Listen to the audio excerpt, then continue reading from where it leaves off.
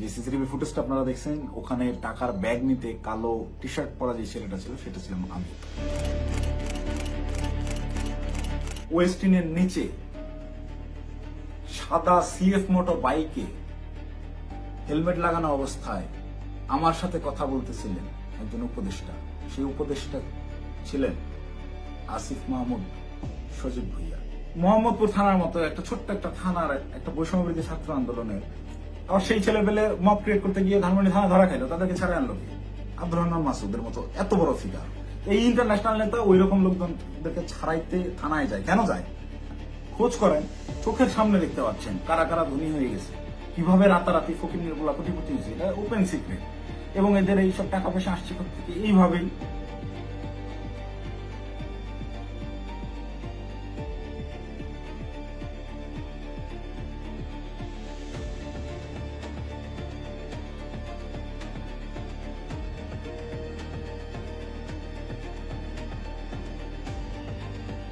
আসসালামু আলাইকুম, আমি জানে আলম অপু। সম্প্রতি গুলশানে বরিশালের এই যে নারী এমপির বাসায় চাঁদাবাজির যে ঘটনার ভিডিও ফুটেজ ভাইরাল হয়েছে, যে সিসিটিভি ফুটেজটা আপনারা দেখছেন, ওখানে টাকার ব্যাগ নিতে কালো টি শার্ট পরা যে ছেলেটা ছিল সেটা ছিলাম আমি। আপনারা এই একটি সিসিটিভি ফুটেজের মাধ্যমেই দেখেছেন যে বৈষম্যবিরোধী ছাত্র আন্দোলনের সমন্বয়করা চাঁদাবাজিতে জড়িত। আপনাদের যে সমন্বয়করা গত বছর আন্দোলনে আপনাদের কাছে মহানায়ক ছিল, তারা হয়ে গেল চাঁদাবাজ। কিন্তু আমার কিছু প্রশ্ন আছে। আপনারা কি জানেন যে এই যে টাকা নেওয়ার যে ফুটেজটা, এইটা সকাল 9টা থেকে 10টার ভিতরকার সময়ের মধ্যে, তার ঠিক কয়েক ঘন্টা আগে ভোর 5টার সময় ওই জোনের ডিসি ওসি সবাইকে অবগত করে একদম অফিসিয়াল প্রসেসে আইনিভাবে আইন শৃঙ্খলা বাহিনী অর্থাৎ পুলিশ বাহিনীকে সাথে করে নিয়ে স্বামীর সেই বাসায় আমরা অভিযান চালাই। আপনারা কি জানেন সেই অভিযানে যাওয়ার আগে গুলশানেরই কোনো একটা জায়গায় আমার সাথে উপদেষ্টা আসিফ মাহমুদের কথা হয়? কই নিউজ মিডিয়ায় এত কিছু আসলো, এই 2 মিনিটের সিসিটিভি ফুটেজটাই কেন? আগের রাতের গোটা অভিযানের বিষয়টাকে একদম স্রেফ ধামাচাপা দেওয়া হলো কেন? ভোরবেলার সেই পুলিশ সাথে করে নিয়ে যে অভিযান চালানো হয়, 5টা থেকে 6টা পর্যন্ত টানা 1 ঘন্টা শাম্মী আহমেদের বাসায় অভিযান চলে, আইন শৃঙ্খলা বাহিনী সহ গোটা বাসা তন্ন তন্ন করে খোঁজা হয়, কোথাও শাম্মীকে পাওয়া যায় না। কিন্তু বাসা অভিযান চলাকালীন সময়ে প্রত্যেকটা জায়গায় আমরা বুঝতে পারতেছিলাম এখানে শাম্মী ছিল। তার ব্যবহৃত জিনিসপত্র, বেডের পাশে তার ফোন, তার হেডফোন, তার জুতা, এভরিথিং, তার ভ্যানিটি ব্যাগ, সবকিছু একদম স্পষ্ট বোঝা যাচ্ছিল শাম্মী এই জায়গায় ছিল। সামহাও ইনফরমেশন লিক হয়ে গেছে, সে চলে গেছে। তো যেই 2.5 মিনিটের সিসিটিভি ফুটেজ ভাইরাল করে আমাদেরকে রাতারাতি হিরো থেকে একদম ভিলেন বানানো হলো, যারা এই কাজটা করলো তাদের কাছে আমার অনুরোধ থাকবে এবং চ্যালেঞ্জ করব আমি, যদি সৎ সাহস থাকে আগের রাতের সিসিটিভি ফুটেজটা আপনারা ফাঁস করেন, দেখি কে ফোন করছে, কার কলে, কিভাবে শাম্মীর বাসা থেকে বেরোইছে, এবং আইন শৃঙ্খলা বাহিনীর সাথে আমরা যে অভিযানে গেলাম সেখানে আমাদের ভিতর কি কি কথা হয়েছে। আমরা চাঁদাবাজ কিভাবে হলাম? চাঁদাবাজি তো করি নাই। আমাদেরকে পরের দিন সকালবেলা এটা যোগাযোগ রিয়াদের সাথে করছে, রিয়াদের সাথে যোগাযোগ করে রিয়াদকে ডেকে পাঠাইছে তারা। রিয়াদ আমাকে ফোন দেয়, ফোন দিয়ে ডেকে নেয় যে ভাই ওই বাসায় একটু আসতে হবে। তো সে আমাকে প্রাথমিকভাবে জানায় যে শাম্মী যায় নাই, এটা এখনো আমাদের কাছে তথ্য আছে, আমি বাসায় নজরদারি করতেছি, আপনি তাড়াতাড়ি আসেন। আমি ইমার্জেন্সি যাই। যাওয়ার পরে রিয়াদ আমাকে নিয়ে ভিতরে যায় এবং বলে যে ভাই উপর থেকে ডেকে পাঠাইছে বলার পর আমরা ওকে তাহলে চল। আবার যাওয়ার আগে একটু আটকাইলাম যে অন্যরা আসুক। পরে বেশ কয়েকজনকে ফোন দিল রিয়াদ, দিয়ে বলে যে ভাই সবাই ঘুমিয়ে গেছে, কেউ আসতেছে না। তো অগত্যা আমি ওর সাথেই গেলাম। সিঁড়িতে রিয়াদ আমাকে টাচ দেয় যে ভাই ওরা কিছু টাকা পয়সার কথা বলছে, পোলাপানরা চাপানি খেতে টাকা পয়সা দিবে। তা আমি স্বাভাবিকভাবেই মাইন্ডসেট করে নিছি, আমরা রাতে যে কজন আসছিল আর পুলিশ সহ সব মিলে সর্বোচ্চ 40 জন হবে। তো পুলিশদেরকে বাদ দিলে এটা 15-20 জন বা 30 জন সর্বোচ্চ। এই কতই বা দিবে, 50,000 1 লাখ টাকা হয়তো বা দিবে। এইটা একদম নর্মাল থট থেকে ভাবছি। এই ভেবেই আমি ওর সাথে ভিতরে যাই। ও আমাকে বলে দিছে যে আমি বলছি যে আমি ভাই এগুলা আমার মন সাইদের আমি কথাবার্তা বলতে পারি না, বলে আপনার কথা বলতে হবে না, আপনি রাতে খুব ভালো রোল প্লে করছেন, আপনারা ওরা ভয় পাবে। আপনি যেভাবে সব জায়গায় খোঁজাখুঁজি করছেন, চিল্লাচিল্লি করছেন, আপনারা ওরা ভয় পাবে। আপনার ফেসটা খালি দরকার, আপনি খালি আমার সাথে তাল মেলাবেন, বাকিটা আমি দেখবো। তো আমি যে গেছি তার সাথে, একটু আমার ভিতরেও ওই সময় হয়তো লোভ আসছে, আমি নিজেকে কন্ট্রোল করতে পারি নাই, বা ওই মুহূর্তে সঠিক ডিসিশনটা কি হবে আমি নিতে পারি নাই। খুব ইনস্ট্যান্ট, সিঁড়িতে উঠতেছি আর 2 ধাপ গেলেই আমি বাসার দরজায় চলে যাবো, এতটুকু সময় ভিতরে আমাকে সিদ্ধান্ত নিতে হয়েছে।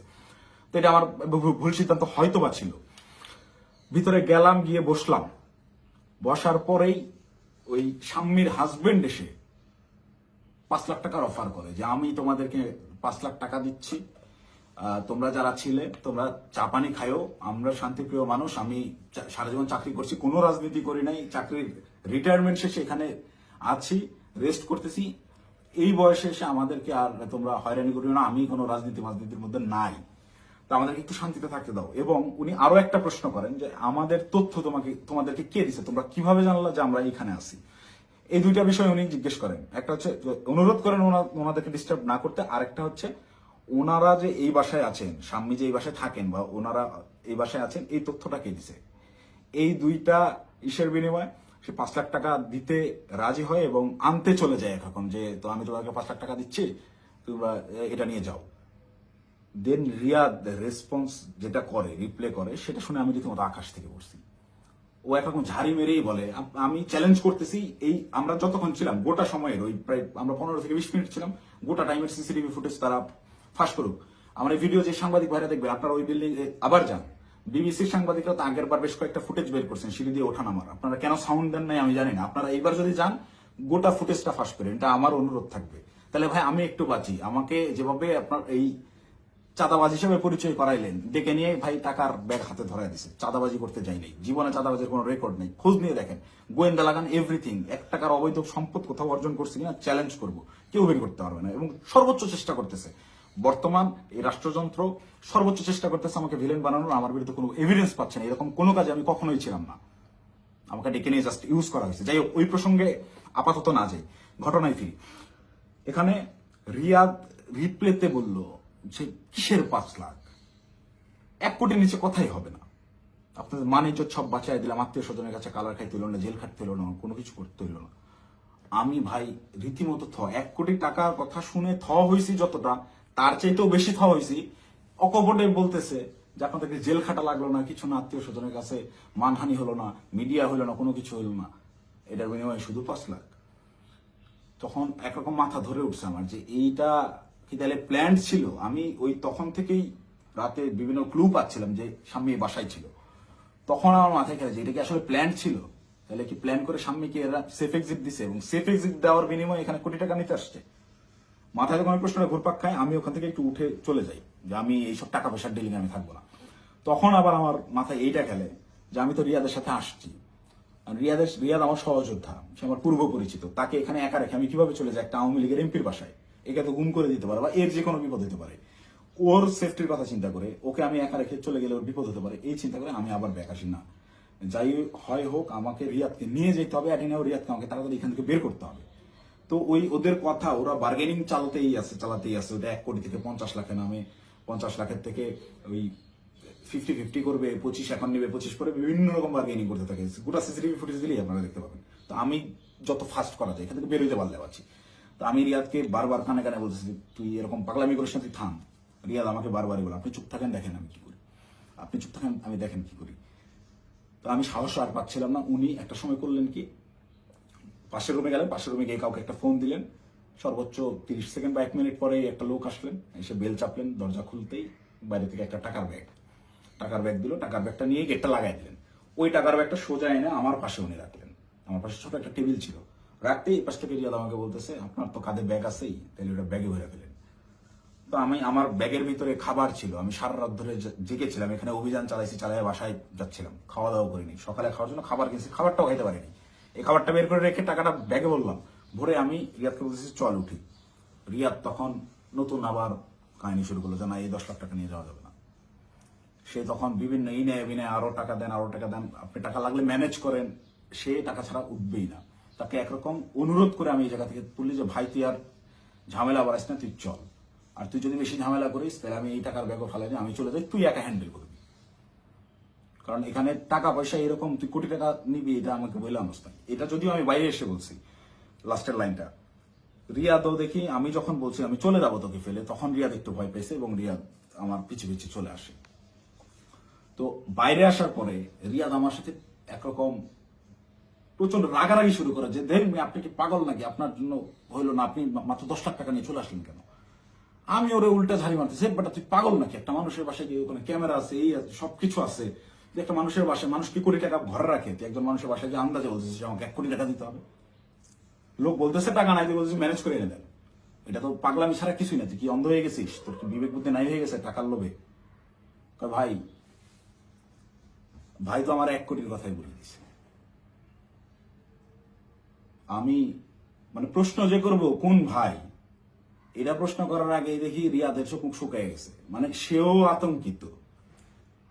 আতঙ্কিত, তাকে 1 কোটির কথা বলে দেওয়া হয়েছে। এই 1 কোটি কেন আনা হইলো না, বা আমি যে বাধাগ্রস্ত করছি আমার জন্য সে 1 কোটি আনতে পারলো না, এটার জন্য সে আমার উপরে বিরক্ত এবং সে নিজেও নার্ভাস। রিয়াদের চোখে মুখেও দেখি চিন্তার ছাপ। পরে আমি বললাম কোন ভাই, কখন বললো তোরে, তুই কার সাথে কথা বলছিস আমি যাওয়ার পরে। বলছে রাতে কোন ভাই আসছিল দেখেন নাই। তখন আমি 30 সেকেন্ডের মতো চুপ করে থাকি, ভাবতে থাকি। যখন রাতে কোন ভাই আসছিল এইটার সমীকরণটা আমার মাথায় মেলে এবং রিয়াদকে আমি বলি যে ভাইয়ের সাথে কথা বলে আসলাম তুই কি সেই ভাইয়ের কথা বলতেছিস। রিয়াদ বলে হ্যাঁ। কয় আপনি বুঝতেছেন না, ওখানে ক্যামেরা আছে, সবকিছু আছে, সবকিছুর সামনে আমি 1 কোটি টাকার সাহস করতেছি, এটা কি এমনি। তখন আমার কাছে একটু হলেও বিশ্বাসযোগ্য মনে হচ্ছে যে না আসলে এইটুকু একটা ছেলে ও 1 কোটি টাকা চেয়ে ফেলছে, ক্যামেরা আছে এটা জেনে সহ, ও জানে। কিন্তু এই বাসায় আমরা 3-4 ঘন্টা আগেও পুলিশ সহ অভিযান চালিয়ে গেছি, বাসার কোথায় কি আছে সব জানা। ও খুব ভালো মতো জানে এখানে সিসিটিভি ক্যামেরা আছে, সব রেকর্ড হচ্ছে। তারপর ও বিন্দু পরিমাণ ভয় ছাড়া ও অকপটে 1 কোটি টাকা চেয়ে ফেলছে। তাহলে অবশ্যই ওর কথার কিছুটা হইলেও সত্যতা আছে, ওর পেছনে ওই রকম ব্যাকআপ আছে। তো আমি একরকম মন খারাপ করে চলে যাচ্ছি, আমার মাথায় কিছু কাজ করতেছে না। তো রিয়াদ আমাকে জোর করে টেনে রিক্সায় তুলে ওই টাকার ব্যাগ সহ ঢাকার বিভিন্ন জায়গায় ঘোরাঘুরি করতে গেছে। আমাকে বিভিন্নভাবে কনভিন্স করতে গেছে, ভাই উনি তো বলছে। আমি নেমে আসার পরেও রিয়াদ গেটে ছিল, ওদের সাথে বার্গেনিং করে আসছে, 2 দিন সময় দিয়ে আসছে যে 2 দিন পর আমরা আবার আসবো, এটা বলে আসছে। তো আমাকে বলতেছে ভাই ওনাকে 2 দিন সময় দিয়ে আসছি, 2 দিন পরে কিন্তু আসতে হবে, আমাদেরকে টাকা তুলতে হবে। আমি ওর কথা বাড়াইলাম না, বললাম দেখা যাবে। আমি খালি চাচ্ছিলাম এখান থেকে আমি কাটতে পারলে পাচ্ছি, আমি কিসের মধ্যে পড়ে গেছি। এইভাবে রিয়াদ চলে গেল ওখান থেকে ওই ওর বাসার দিকে। খুব সম্ভবত এটা মধ্যবাড্ডা বৈঠাখালী নামের একটা জায়গায় যাবে, সেই জন্য একটা সিএনজি নিল এবং আমাকে ছেড়ে দিল। আমি আমার মতো চলে গেলাম এবং যাওয়ার সময় আমি ওকে জিজ্ঞেস করলাম তুই টাকাগুলো কি করবি। ও বলছে ভাই পোলাপান যেগুলো আসছে পোলাপানকে দিতে হবে, তারপর ওই বাকি টাকাও তুলতে হবে, সব টাকা একসাথে তুলে তারপরে তো এটা ভাগাভাগির হিসাব। আমরা টাকাই তো তুলতে পারলাম না, এটা তো যা দিচ্ছে এটা তো আজকের পোলাপানেরই খরচ, পোলাপানের চাপানি খাইতে দিছে। আমি একটু চিন্তায় পড়লাম, তারপর আমি বললাম তাহলে পোলাপানটা দিয়ে দিস। ও বলছে ওকে, বিকালবেলা ইনশাল্লাহ এটা ভাগাভাগি করব, আপনাকে ফোন দিয়ে জানাবো।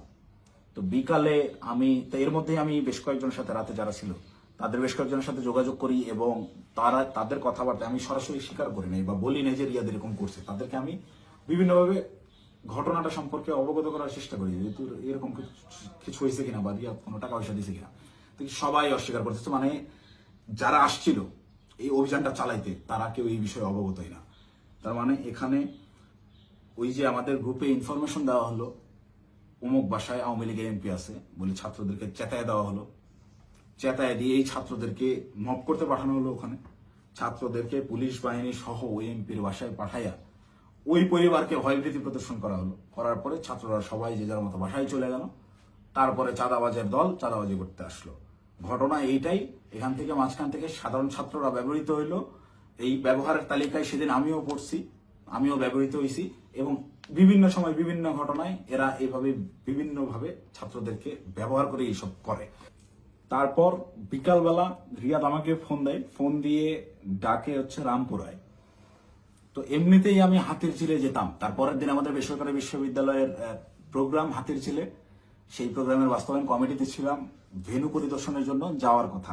এমনিতেই যেতাম, তো ওর কথা শুনে আমি একটু হাতিরঝিল থেকে আগায় গেলাম রামপুরার দিকে। তো ওর সাথে যখন যাই সে আমাকে বিভিন্নভাবে কনভিন্স করার চেষ্টা করে যে ভাই আপনি অপ্রস্তুত হয়ে পড়ছেন এটা বুঝছি, কিন্তু এটা এভাবেই হয়, এরকমই, আপনি বলার জন্য আপনি জানেন না। সে আমাকে ইনে বিনে বিভিন্নভাবে প্রলোভন দেওয়া শুরু করে যে আপনি আপনি এ যাবত আপনি কয় টাকার মালিক, আপনি কয় টাকা কামাইছেন। দেন আমি ওকে ডিরেক্ট বলি যে ভাই এই মাসে আমার সেমিস্টার ফাইনাল পরীক্ষা গেছে, আমি টিউশন ফি দিতে পারি না, জন্য পরীক্ষা দিতে পারিনি। আপনার জায়গায় যদি আমি থাকতাম, রিয়াদ সরাসরি আমাকে বলছে, আপনার ফেস যদি আমার থাকতো, আমি যদি আপনার ওই আপনার কেন্দ্রীয় যে পদ, সেই পদ যদি আমার থাকতো, এতদিন আমি কমপক্ষে 20 কোটি টাকা কামাইতাম। রিয়াদ আমার মুখের বলছে আপনি একটা বলো। তো আমার এই কথাগুলো শুনে আরো বেশি খারাপ লাগতে লাগলো যে কি বলে, প্রচন্ড মন খারাপ। আমি ওকে বলি যা হয়েছে বাদ দে, আমরা হাতির জেলে যাই, প্রোগ্রামের কি অবস্থা দেখি। আমার মূল কনসার্ন আমার আবার সাংগঠনিক কাজে ফেরা। তো হাতির জেলের প্রোগ্রামের ওইটা পরিদর্শন করে ওই জায়গা থেকে সন্ধ্যা হয়ে গেছে। রিয়াদ আমাকে কন্টিনিউয়াসলি পুশিং করে যাচ্ছে। সে আমাকে নিয়ে মহাখালী যায়, মহাখালী ওখানে ইয়ামাহার শোরুম থেকে সে আমাকে একটা বাইক কিনে দেয়।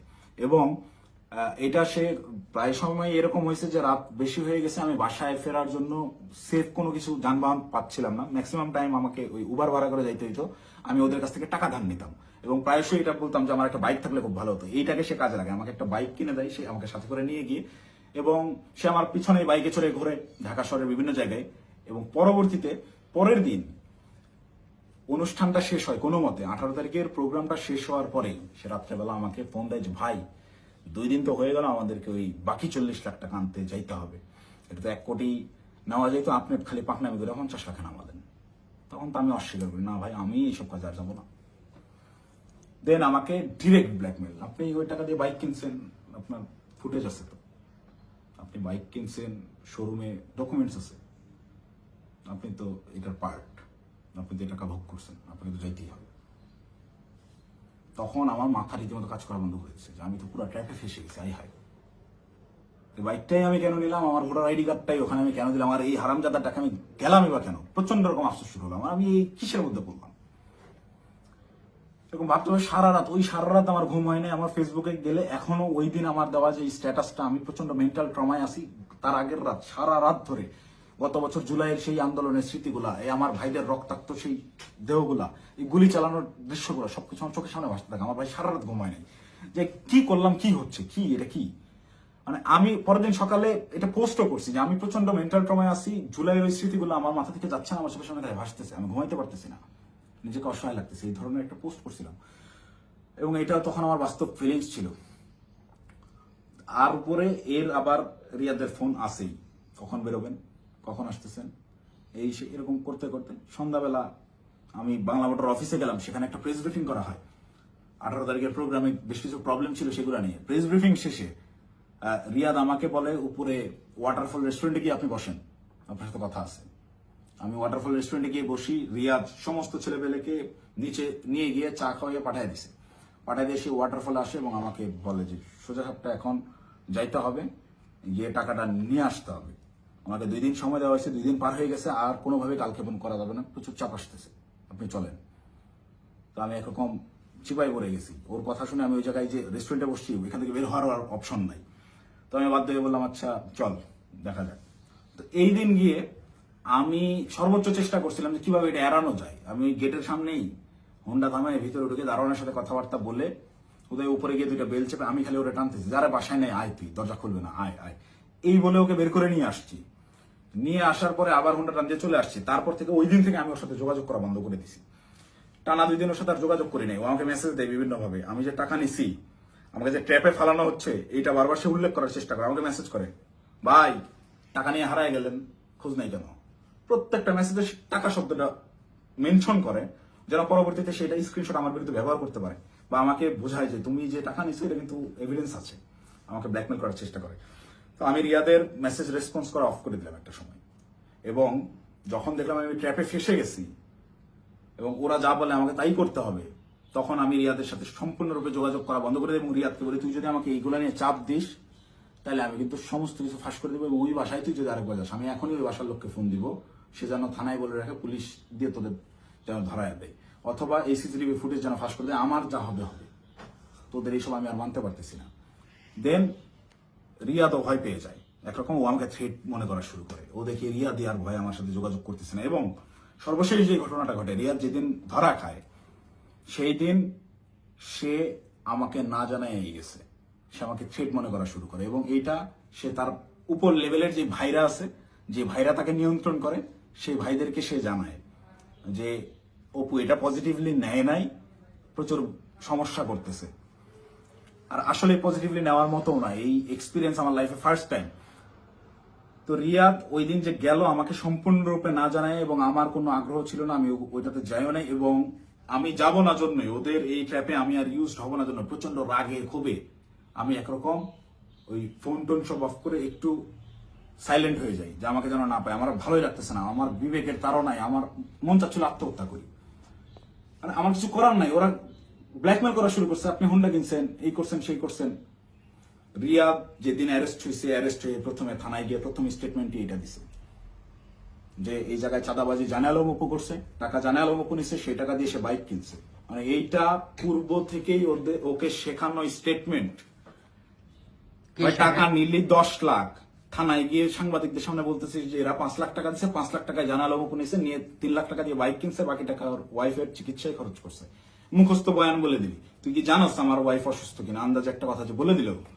আমার ওয়াইফের গত 6 মাসে ওইরকম মেজর কোনো অসুস্থতা আসে নাই যে যার জন্য মেডিকেলে টাকা দিতে হবে। যাই হোক, রিয়াদ অ্যারেস্ট হয়ে থানায় গিয়ে যখন প্রথম স্টেটমেন্টটাই আমার বিরুদ্ধে দিল, এবং ওই জিনিসগুলো যখন আমি দেখলাম যে আমার সিসিটিভি ফুটেজ ভাইরাল করা হয়েছে, এবং রিয়াদ রিমান্ডে তো গেল পরে, আমি রিমান্ডে যাওয়ার পরে স্টেটমেন্ট দিলেও আমি বলতে পারতাম যে সে নির্যাতনের ঠেলায় হয়তোবা নিজে বাঁচার জন্য দোষ আমার উপর পার করেছে। তা না, সে অ্যারেস্ট হয়ে থানায় গিয়ে প্রথম স্টেটমেন্টই দিচ্ছে আমার বিরুদ্ধে যে এইগুলো সব জানালো মুখ করছে। এটা তার শেখানো বলে ছিল, তার উদ্দেশ্য ছিল আমাকে কর দেওয়া। এবং এখন পর্যন্ত রিয়াদের বিষয়টাকে ইচ্ছাকৃতভাবে মিডিয়া ট্রায়ালে রাখা হয়েছে, যতক্ষণ পর্যন্ত আমাকে না ধরতে পারবে, এই সমস্ত দোষ আমার উপরে না চাপাইতে পারবে, ততক্ষণ পর্যন্ত এরা থামাবে না। এরা আমি বাইরে থাকার থ্রেড মনে করতেছে। আমি আসতেছি, যে কোনো সময় আমি অ্যারেস্ট হয়ে যেতে পারি, আমাকে ওই হাসিনার মতো গুম করা হবে। হাসিনা যেভাবে নিয়ে আয়না ঘরে রাখতো মানুষজনদেরকে, কেউ জানতো না, বলতো সে নিজে একা একা হারায় গেছে। আমাকে বলতো যে সে চাঁদাবাজি করছে, করে এখন গা ঢাকা দিছে, কোথায় না কোথায় গিয়ে আছে। তো আমি জানি না আমার আসলে কি অপেক্ষা করতেছে, তবে আমি মহান আল্লাহ তাআলার কাছে শুকরিয়া জ্ঞাপন করতেছি। হয়তোবা জীবনে কোনো একটা ভালো কাজ করছিলাম, যার বিনিময়ে আল্লাহ তাআলা আমাকে ওই দিন ওই জায়গাটায় নেওয়া থেকে বিরত রাখছিলেন। আল্লাহ তাআলা হয়তোবা চান নাই যে আমি ওই পরিমাণ বেইজ্জতি হই, যার কারণে আমাকে নেয় নাই। আমি শুকরিয়া আদায় করি মহান আল্লাহ তাআলার কাছে, আমি চিরকৃতজ্ঞ। যাই হোক, এখন আমি যে কোনো সময় আমাকে আপনারা জেলখানায় দেখতে পারেন, আমার লাশ আপনারা নদীতে ভাসতে দেখতে পারেন, অথবা হঠাৎ করে একদিন টেলিভিশন খুলে দেখবেন যে আমি ওই বসে আছি, আমার সামনে প্রচুর প্রচুর টাকা পয়সা, মদ, তারপর হচ্ছে অস্ত্র শস্ত্র দিয়ে আমাকে দেখানো হচ্ছে আমি ঢাকা শহরে সবচাইতে বড় মাফিয়া ছিলাম, গ্যাংস্টার ছিলাম, আমাকে অ্যারেস্ট করা হয়েছে। এরকম যে কোনো নাটকই সাজানো হইতেই পারে। তো এই নাটকগুলো যদি সাজানো হতে পারে, বা আমাকে এভাবে ফাঁসানো হতে পারে, আমাকে দিয়ে এই কথাগুলো বলানো হতে পারে, তার আগেই সঠিক সত্যটা জাতির উদ্দেশ্যে, জাতিরকে জানানোর জন্য আমার এই ভিডিওটা বানানো। এখন আসি, অনেকেই এই ভিডিও দেখে বলবেন যে ভাই তুই এই 4-5 দিন ধরে চুপচাপ থেকে খুব সুন্দর স্ক্রিপ্ট লিখছিস। অনেকে, আমি যখন পোস্ট করছিলাম যে আমি গোটা বিষয়টা ক্ল্যারিফিকেশন একটা ভিডিও দিব, অনেকেই কমেন্ট করছে যে হ্যাঁ ভাই সময় নেন, সমস্যা নাই, ভালো করে স্ক্রিপ্ট লেখেন তারপর আইসেন। তো এইখানেও যারা বলবেন যে স্ক্রিপ্ট করা হয়েছে, তাদেরকে আমি বলবো ওই 17 জুলাই, 16 জুলাই পার হয়ে রাত 12টার পরে, যখন 17 জুলাই পরে, ওই 17 জুলাই ভোর 4:15 থেকে 30, এই 15 মিনিট সময়, কিংবা 4:10 থেকে 4:30, এই 20 মিনিট, বা আমি যদি আরো 10 মিনিট বাড়াই, 4:10 থেকে 4:40 পর্যন্ত 30 মিনিট আমি বললাম, এই 30 মিনিটের ওই যে গুলশান 2 মোড় পার হয়ে যেই 5 স্টার হোটেলটা, ওয়েস্টিন ইন্টারন্যাশনাল যে হোটেলটা, এই ওয়েস্টিনের নিচে সাদা সিএফ মোটো বাইকে হেলমেট লাগানো অবস্থায় আমার সাথে কথা বলতেছিলেন একজন উপদেষ্টা। সেই উপদেষ্টা ছিলেন আসিফ মাহমুদ সজীব ভুইয়া। আপনাদেরকে চ্যালেঞ্জ করব, আমাকে ভুল প্রমাণ করার আগে আপনারা ওই সিসিটিভি ফুটেজ জাতির সামনে আনবেন, এনে দেখাবেন যে ওই সময় আসলে এরকম কোনো কিছু ঘটে নাই, আমার সাথে আসিফ মাহমুদ সজীব ভুইয়ার কোনো কথাবার্তা হয় নাই, সে ওখানে আসে নাই। একজন উপদেষ্টা ভোর 4টার সময় বাইকে চড়ে হেলমেটে মুখ ঢেকে গুলশানের মতো অভিজাত এলাকায় কি কাজে আসে, এটা আমার জানার কথা না। আমি তো মামুলি পার্সন, তারা তো হাই লেভেলের পার্সন। আর আমার সাথেই কেন কথা বলতে হয়, বা কি বা কথা হয়। এবং ওই যে রিয়াদ বললো রাতে যেই ভাই আসছিল, এবার সমীকরণটা আপনারাই মিলাম যে রাতে কোন ভাই আসছিল, কোন ভাইয়ের সাথে আমার কথা হয়েছে এবং কোন ভাইয়ের কথা রিয়াদ ইন্ডিকেট করছে। শুধু ওই ভাই না, আরো যেসব ভাই আছে সব ভাইরাই এটাতে জড়িত এবং এটা ওপেন সিক্রেট। এই সকল ভাইরা, এই যে আমাদের আসিফ মাহমুদ সজীব ভুইয়া ভাই সেদিন যে সিএফ মোটো বাইকটা নিয়ে আসছে, এই রাত্রেবেলা বাইক রাইডিং করতে সে গুলশানে আসছে, ওই ওয়েস্টিনে 5 স্টার হোটেলে ছাড়া সে বসে না কোথাও। সে ওই গত বছর জুলাইতেও 50,000 60,000 টাকা দামের সেকেন্ড হ্যান্ড একটা স্কুটি চালাইতো, এখন সে সিএফ মোটর চালায়। যাই হোক, এটা চোখের সামনে আপনাদের কে কি করছে, আঙ্গুল ফুলে কলা গাছ কিভাবে হয়েছে। যে সকল ছেলেপেলেরা ওই হলে থাকতে পারতো না ছাত্রলীগের যন্ত্রণায়, বাইরে বাসা ভাড়া নিয়ে থাকবে, বাসা ভাড়ার টাকা থাকতো না, বিভিন্ন রাজনৈতিক নেতাদের কাছ থেকে টাকা ধান নিয়ে থাকতে হইতো, ডোনেশনে যাদের ম্যাচ ভরা চলছে তারা এখন ডুপ্লেক্স বাড়িতে থাকে, নিজস্ব গাড়িতে চলাফেরা করে। এটা গোটা জাতি জানে। আমি আসলে এমনিতেই তো আমাকে যথেষ্ট পরিমাণ ট্র্যাপে ফেলানোর চেষ্টা করতেছে, তো আমার মনে হয় যে এই বিষয়গুলো ক্লিয়ার না করে গেলে আমাকে দিয়ে ওরা যে কোনো স্টেটমেন্ট দেওয়া হতো। একটা ছোট্ট ক্লু দিই, রিয়াদের সাথে অ্যারেস্ট হওয়া যেই 4টা ছেলে, এই 4টা ছেলে এই ঘটনার কোনো কিছুই জানে না। এই 4টা ছেলেকে রিয়াদ একইভাবে আমাকে যেরকম বলছে ওই সাময়িকা পাওয়া গেছে আপনি আসেন এই বলে নিয়ে যে ব্যবহার করছে, ওই আমাকে খালি বলছে যে আপনি রাতে অনেক ভালো ভূমিকা রাখছেন, আপনার ফেসটাই আনাফ, আপনারা দেখলেই ভয় পাবে ওরা। ঠিক তেমনই ভাবে একটা ছেলে পেলে নিয়ে গেছে যে তোদের কিছু করতে হবে না, তোরা খালি চুপচাপ দাঁড়ায় থাকবি, যা করার আমি করবো। এইরকম কোন একটা প্রলোভন দিয়ে এই ছেলেগুলোকে নিয়ে গিয়ে ফাঁসাইছে। ফাঁসানোর পরে এরা রিমান্ডে গেল। এরা কেউ হত্যা করছে ভাই, 10 দিনের রিমান্ড কেন লাগবে? 10 দিনের রিমান্ড এই কারণেই চাওয়া হয়েছে বা 7 দিনের রিমান্ড এই কারণেই দেওয়া হয়েছে যে ঠিক ততক্ষণ পর্যন্ত এদেরকে জিজ্ঞাসাবাদ করা হবে যতক্ষণ পর্যন্ত এরা তাদের দেওয়া স্ক্রিপ্টেড দেওয়া বক্তব্য নিজেরা প্রকাশ না করতেছে। ভাই এই একটা চাঁদাবাজি সিসিটিভি ফুটেজ সব আছে, এইটা তদন্ত করতে 7 দিনের রিমান্ড লাগে না, এটা বুঝতে রকেট সায়েন্স লাগে না। এখন ওই ছেলেগুলা যারা চাঁদাবাজিতে মানে গোটা ঘটনার সাথে কোনোভাবেই কানেক্টেড না, এই ছেলেগুলা আমি নিউজ দেখলাম প্রাথমিকভাবে স্বীকার করে নিচ্ছে চাঁদাবাজিতে জড়িত থাকার কথা। তারা জড়িত না থেকেও জড়িত থাকার কথা স্বীকার করে নিচ্ছে। মানে এদের উপরে কি পরিমাণ চাপ আসছে হিসাব করে দেখেন, আপনারা ভেবে দেখেন। তো আমার মাথায় এইটাই ঘুরতেছে যে আমাকে ধরার পরে আমাকে কি পরিমাণ চাপ প্রয়োগ করবে, আমাকে কি না কি বলাবে। তো এইসব কি না কি বলে ওদের ওইসব প্যাচের মধ্যে আমি আর নাই।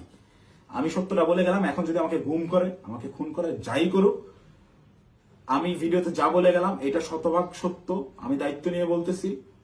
আমি আপনারা অনেকেই আমার পরিচিত মানুষজনদের ভিতরে অনেকেই ভিডিওটা দেখবেন যারা আমার সহযোদ্ধা, যারা আমার সাথে এতদিন চলাফেরা করছেন এবং যারা আমার সম্পর্কে জানেন, যারা আমার শুভাকাঙ্ক্ষী, তারা অবশ্যই এই কথাগুলো বিশ্বাস করবেন। তারা জানেন আমি ওই রকম দুর্নীতির সাথে যুক্ত হতেই পারি না এবং আমাকে তারাও ইউজ করে সুবিধা করতে পারে নাই।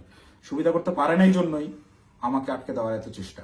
তো আমি যদি গুম হয়ে যাই, খুন হয়ে যাই, নিখোঁজ হয়ে যাই, যাই হোক, আমাকে যাই করুক, আপনারা দয়া করে এই সত্যটা জেনে রাখবেন, এইটাই প্রচার করবেন।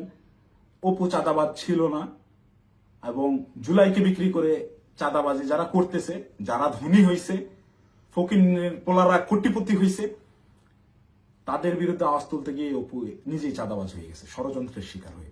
ভাই আমি যদি চাঁদাবাজি করতাম, ভাই এই 1 মাস আগে আমার ইউনিভার্সিটিতে আমার সেমিস্টার ফাইনাল পরীক্ষা গেল, মাত্র 60 থেকে 70,000 টাকার মতো আমার ডিউ ছিল। এই 60-70,000 টাকা আমি দিতে পারিনি, এই জন্য পরীক্ষা দিতে পারিনি। আমি এনসিপির পদযাত্রায় গেলাম 5 তারিখে পদযাত্রা আমার জেলায় ছিল, আমি 4 তারিখে গেছি। আত্মীয় স্বজন, বাসার ফ্যামিলি মেম্বার সবাই জানে যে আমি আমার জেলায় সমাবেশ, এই কারণে আমি পরীক্ষা দিচ্ছি না। আসলে আমি টাকার অভাবে পরীক্ষা দিইনি। আপনার ইউনিভার্সিটিতে খোঁজ নিয়ে দেখেন, আমার পোর্টালে গিয়ে দেখেন আমার ডিউ কত টাকা। আমি রেজিস্ট্রার স্যারকে মেইল করছিলাম যে স্যার আমাকে পরীক্ষা দেওয়ার পারমিশন দেওয়া যায় কিনা, তারা আমাকে পরীক্ষা দেওয়ার পারমিশন দেয় নাই ডিউ রেখে। আমি এনসিপির সমাবেশে যাই 4 তারিখ, আমার বউয়ের কাছ থেকে 4,000 টাকা ধার নিয়ে যাই এবং ওই টাকা শেষ হওয়ার পরে আরেক ফ্রেন্ডের কাছ থেকে 2,000 টাকা ধার আনি। এভাবে ধার দেনা করে চলা লোক আমি যদি চাঁদাবাজি করতাম, ওদের মতো কোটি কোটি টাকার মালিকই হইতাম, ওদের সাথে লিয়াজু করে এইসব করতাম, আমাকে এত কষ্ট দিন যাপন করতে হইতো না। তো আমাকে চাঁদাবাজের যে নাটক করে আমাকে চাঁদাবাজ বানায় ভিলেন বানানো হইলো, এদের জন্যই, এদের সাথে থেকে জুলাই এইরকম সংগ্রাম করছি, মানে আমার মাথায় খেলে না। আমি জুলাইতে, আপনারা যারা আমাকে আগে থেকে চেনেন তারা দেখছেন কিভাবে আমি একদম মুমূর্ষু অবস্থায় হাসপাতালে 13 দিন 14 দিন পড়েছিলাম। 30% 40% রিকভার করছি। অর্ধেক অসুস্থ অবস্থায় হাসপাতালের বেড থেকে চিকিৎসাধীন অবস্থায় আমি উঠে গিয়ে আবার আন্দোলনে যোগ দিয়েছি। আমার মন মানতেছিল না, আমার বিবেক কোনোভাবেই থামতেছিল না, আমার মস্তিষ্ক ওই মাঠেই পড়েছিল না, আমার ভাইদেরকে হত্যা করতেছে, এটা আমি মানতে পারবো না। তো একইভাবে এই চাঁদাবাজের ঘটনায় যেভাবে আমি ফেসে গেলাম, আমার মাথায় এইটাই ঘুরছে, না এটাতে আর সায় দেওয়া যায় না, এটা আমি সায় দিতে পারবো না। সেদিন থেকেই আমি বিরূপ আচরণ শুরু করি, এইসব চিন্তা ভাবনা আমার মাথায় ঘুরতে থাকে। আমি ওই জুলাই যেই সংগ্রাম আপনাদের জন্য করছিলাম সেই সংগ্রাম সবসময় জারি রাখবো। আমি কখনো চাঁদাবাজি করি নাই ভাই, ওইটা আমার রক্তে নাই। আমার মায়ের ফোন গত 8 দিন ধরে আমি ধরার সাহস করি না। আমার মামাকে কন্টিনিউয়াসলি ফোন দিয়ে যাচ্ছে। আমার আম্মা আমাকে ওই শিক্ষা দেয় না, আমার বাবা আমাকে ওই শিক্ষা দেয় না। আমি মার ফোন ধরে যে হ্যালো বলবো, এই হ্যালো বলার সাহস আমি করতে পারিনি এখন পর্যন্ত। আম্মুকে আমি হ্যালো বলার পরে উত্তরটা কি দিব? আমাকে আপনারা চাঁদাবাজ বানায় দিলেন ভাই। আমার মাথায় গেল। আমার ওয়াইফ আমাকে ফোন দিয়ে বলতেছে যে আমার হাজবেন্ড চাঁদাবাজি করে, এটা আমাকে দেখতে হইলো। এটা দেখার আগে আমি আত্মহত্যা কেন করলাম না, আমার মৃত্যু কেন হলো না? তুমি দয়া করে এই মুখটা তোমার আমাকে আর দেখাইবা। আমি আমার ওয়াইফের ফোন এখন পর্যন্ত আর ধরার সাহস করিনি, ওই যে ফোনটা কাটছি। মানে আমার জীবনটাকে এইভাবে কি, যেই লোকজন আমাকে নিয়ে গর্ব করতো, আমার যেসব আত্মীয় স্বজন ভাই ব্রাদার যারাই ছিল, যারা গর্ব করতো আমাকে দিয়ে, তারা দেখে আমাকে নিয়ে উল্টাপাল্টা লিখতেছে ফেসবুকে। যে সকল লোকজন বিভিন্ন রকম কাগজপত্র, অমুকের মামা, তমুকের খালা, অমুকের বউ, এরে ট্রান্সফার, ওরে প্রমোশন, আমার বাসায় কমপক্ষে 100 জন বিসিএস ক্যাডারের সিভি বইরা আছে, যারা আমার পিছে পিছে ঘুরছে, এই কাজ করে দেবো, ওই কাজ করে দেবো। এইসব লোকজন কোটি কোটি টাকার অফার, এগুলো কাজ আমি করি নাই জীবনে, করে সচিবালয় গিয়ে তদবির করি নাই। এদের কোনো প্রবলেম না। আমার এগুলো আমি বলে রেখে যান, দেখা যাবে হোয়াটসঅ্যাপে মেসেজ, ভাই দেখতেছি, পরের দিন থেকে আমি ইগনোর করি রীতিমতো। আমাকে কোনো প্রলোভনে এরা কেউই ফেলতে পারেনি। কিন্তু আপনাকে মানে চাঁদাবাজ আপনাকে বানাবে কেন? চাঁদাবাজ বানাবে কেন? এই যে আমাকে ঘটনাটাই সিস্টেমেটিক্যালি রিয়াদ আমাকে ইনভলভ করে ফেললো। রিয়াদ তো আর জানতো না যে আমি এইভাবে রিয়াক্ট করে ফেলবো। রিয়াদ এটা কন্টিনিউয়াসলি করে। রিয়াদের বিরুদ্ধে প্রচুর অভিযোগ। ওর পেছনে শুধু ওর ওই মাঝরাতের ওই ভাই না, আরো অনেক ভাই জড়িত। ওকে অনেক ভাই শেল্টার দেয়। সেসব ভাইদের সাথে রিয়াদের কত ঘনিষ্ঠ সম্পর্ক, তার ছবি আপনারা দেখছেন। একটা কোলে নিয়ে ছবি তুলে, একটা ঘাড়ে নিয়ে ছবি তুলে। এটা এমনি এমনি না। আমি একজনকে চিনি না, তাকে আমি ঘাড়ে হাত দিয়ে ছবি তুলবো না, নর্মালি পাশে দাঁড়ায় ছবি তুলবো। হ্যাঁ, ব্যাপার আছে অনেক। ছবি তোলার ধরন, কথাবার্তার ধরন, আই কন্ট্যাক্ট, ওইগুলো দেখে বোঝা যায় কার সাথে কিরকম সম্পর্ক। ফাইনালি এই যে আটকের যে নাটকটা, ভাই দেশে কত কি হয়ে যাচ্ছে। এই সামান্য 10 লাখ টাকার জন্য এত বড় নাটক, এই 4 দিন 5 দিন ধরে মিডিয়ায় এই আর এই, এটা এমনি এমনি না ভাই। এখানে পেছনে রাঘব বলদেরকে ঢাকার জন্য এই চুনোপুটিদেরকে বলির পাঠা বানানো হয়েছে। এদেরকে আমি হলপ করে বলতে পারি, আমি যতদিন অ্যারেস্ট না হচ্ছি, এই ঘটনায় আমার উপর দোষ চাপানো না হবে, ততক্ষণ পর্যন্ত মিডিয়ার ট্রায়াল থামবে না। যদি আমি এই ভিডিওটা না দিতাম, আমাকে ধরে নিয়ে ভিলেন হিসাবে বানাই দিয়ে গোটা ঘটনা ধামাচাপা দিয়ে দিত। বাট সামহাউ আল্লাহ চাইছেন আমি ওই দিন ওখানে যাই নাই, এবং আমি না যাওয়ার কারণটাও এই সত্যটা জেনে যাওয়া। আমি যখন এই সত্যটা জানছি, তখন থেকেই আমার বিবেকের তাড়নায় আমি একরকম, আমার মাথা পাগল হয়ে গেছিল। একবার আমার আত্মহত্যার সিদ্ধান্ত নিচ্ছিলাম, একবার কি করবো ভেবে পাচ্ছিলাম যে আমি কোথায় এসে পড়লাম। এখন এরা আমাদেরকে দিয়ে, এরা আমাদের ছাত্রদেরকে ইউজ করে এইভাবে মব ক্রিয়েট করে চাঁদাবাজি করতেছে। আরে ভাই, এই ছাত্রদের রক্তের উপরে যারা এরা উপদেষ্টা হয়েছে, মানে নর্মাল থিঙ্কিং করেন। আপনি যখন এটা ভাববেন, আপনি ওই দিনগুলো যখন স্মরণ করবেন, আপনার চোখের সামনে একজন গুলি গেছে, রাস্তায় রক্ত পড়ে আছে, রক্তটা আপনার চোখের সামনে ভাসতেছে। এই রক্তের উপর দাঁড়ায় থাকা একজন লোক যখন এই রক্ত যারা ঝরাইছে সেই সকল ছাত্রদেরকেই আবারও ইউজ করে স্বার্থ হাসিল করতেছে। আমি তো মিথ্যা কথা বলতেছি না। খোঁজ করেন, চোখের সামনে দেখতে পাচ্ছেন কারা কারা ধনী হয়ে গেছে, কিভাবে রাতারাতি ফকির নির্বলা কোটিপতি হয়েছে। এটা ওপেন সিক্রেট। এবং এদের এইসব টাকা পয়সা আসছে থেকে এইভাবেই প্রত্যেকটা গ্রুপ। এই যে মোহাম্মদপুর থানায় আহ্বায়কে গ্রেফতার হইল, মোহাম্মদপুর থানার মতো একটা ছোট্ট একটা থানার একটা বৈষম্যবিরোধী ছাত্র আন্দোলনের আহ্বায়ক, যে ভোলা থেকে উঠে আসছে একটা ছেলে, সবাই মাত্র পলিটেকনিক পাশ করে আসছে, অনার্সে ভর্তি হয়েছে, বিএসসি করতে ভর্তি হয়েছে। এই ছেলে ঢাকা ইউনিভার্সিটিতে পড়ুয়া স্টুডেন্টের কাছে 1 কোটি টাকা চাঁদা চাচ্ছে। আর সেই ছেলে পেলে মব ক্রিয়েট করতে গিয়ে ধানমন্ডি থানা ধরা খাইলো, তাদেরকে ছাড়া আনলো গিয়ে। আব্দুল রহমান মাসুদের মতো এত বড় ফিগার। আব্দুল রহমান মাসুদ তো এখন ইন্টারন্যাশনাল নেতা হয়ে গেছে। সে একটা সেদিন একটু ইসে দেখলাম, সে বলছে আমাকে দেশের সবাই চিনে, ইন্টারন্যাশনাল নেতারাও চিনে, সে ইন্টারন্যাশনাল নেতা হয়ে গেছে। এই ইন্টারন্যাশনাল নেতা ওই রকম লোকজনদেরকে ছাড়াইতে থানায় যায় কেন যায়? ওই রাব্বি নাম ছিল ছেলেটার, মোহাম্মদপুরের রাব্বি, ওই রাব্বি যদি কট খায় ওই জায়গায়, আব্দুল রহমান মাসুদের নামটা ফ্যাশ হয়ে যায়। আব্দুল রহমান মাসুদকে, ওই রাব্বিকে সেভ করতেই হবে, কিচ্ছু করার নাই। সে মিডিয়ার সামনে ওই জায়গায় তোপের মুখে পড়ছে আন্নান মাসুদ, তাও রাব্বিকে ছেড়ে আসে নাই। পুলিশের সাথে নেগোসিয়েশন করে নিয়েই আসছে রাব্বিকে তারা ছাড়বে না। কিন্তু এই ঘটনাটাই আমি তো ধরাছোঁয়ার বাইরে ছিলাম। রিয়াদকে তারা সেভ দিলেও আমি তো বাইরে ছিলাম, যে কোনো মুহূর্তে ফাঁস করতে পারি। এই ভয়ের জায়গা থেকে রিয়াদকেও আর বাঁচায় নাই যে দুইটাকেই আটকাতে হবে। আমাকে ধরার জন্য সর্বোচ্চ চেষ্টা করতেছে। আমি কতক্ষণ বাইরে থাকবো, কতক্ষণ টিকে থাকবো আমি জানি না। যে কোনো সময় আমার যে কোনো কিছু হয়ে যেতে পারে। তো আমি গোটা জাতির কাছে সত্যটা বলে গেলাম, এবং সেই দিন সিদ্ধান্তহীনতায় হোক কিংবা লোভের বশবর্তী হয়ে হোক, আমি যে ভুল কাজটা করে ফেলছি, রিয়াদের প্ররোচনায় করে ওই জায়গায় বাসায় ওনাদের দেওয়া ওই টাকাটা হাতে নিয়েছি, এইটার জন্য আমি গোটা দেশবাসীর কাছে ক্ষমা প্রার্থী, এবং আমি আমার দোষ স্বীকার করে নিচ্ছি।